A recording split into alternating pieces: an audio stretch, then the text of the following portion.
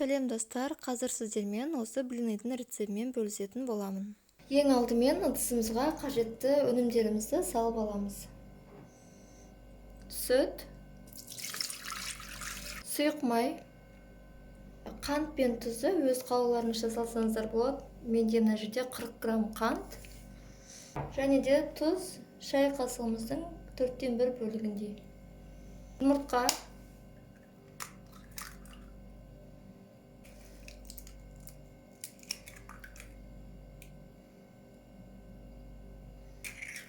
және де ең соңында ұнымызды саламыз.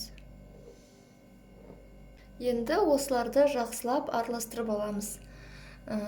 Кез келген затпен араластырсаңыз болады. Мен жалпы блинді студенттік кезімнен бастап жасап келе жатырмын.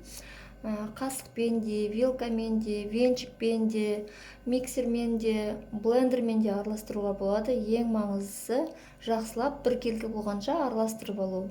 Дәл қазір мен бұны термомикспен араластырып аламын.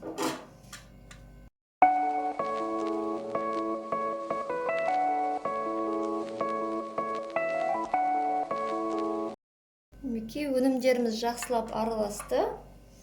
Енді табамызда пісіреміз. Ыдысымызға сары май салып алдық. Енді бұны ерітіп аламыз. Қазір блиніміз піскенде үстін майлау үшін қажет. Блин қылғанға ожаудың осындай кішірек түрін қолданамын. Сіздермен бір лайфхакпен бөліскім келіп тұр.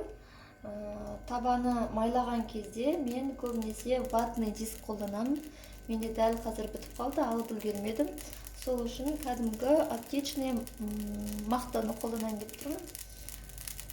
Мақтаны сұйық майымызға малып, табамызды осылай жақсылап майлап аламыз. Астын қосып, енді сәл жақсылап қызғанша күтеміз.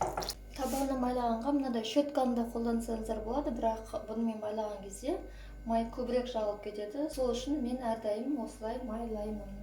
Табамыз қызған сияқты, тағы да бір рет майлап жібереміз. Енді бір ожауды толтырып құятын боламыз.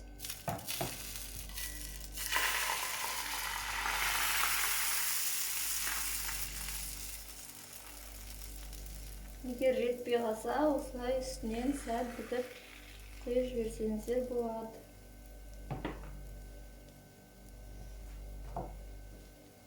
Астын сәл басамыз.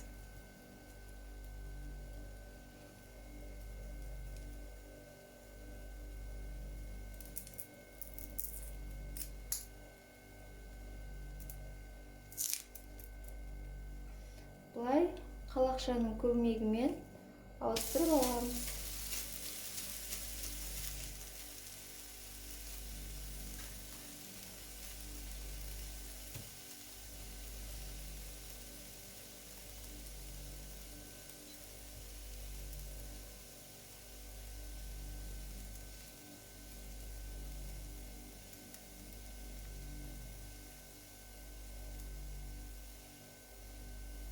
Екінші жағы да пісті.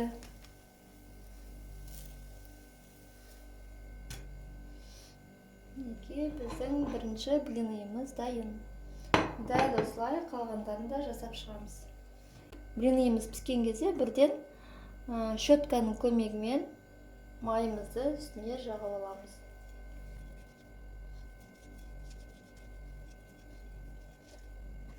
Табамызды жақсылап майлап аламыз.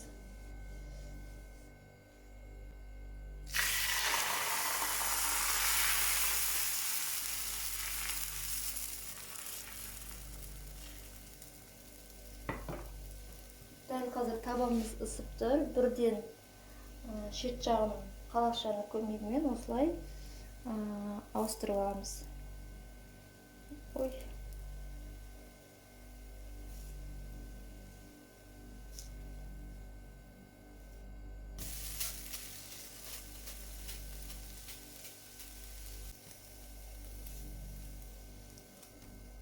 Екінші жағы да пісті деген кезде ыдысымызға аударамыз.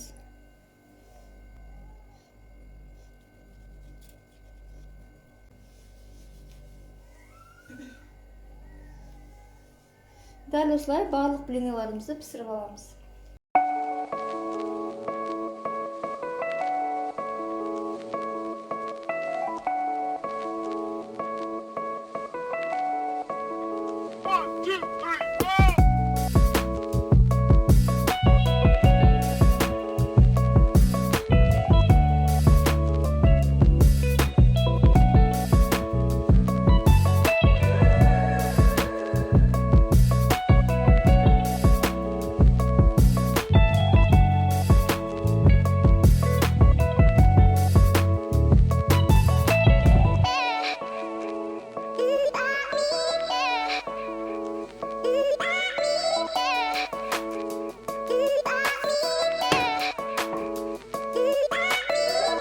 Мінекей біздің блинчиктеріміз дайын болды.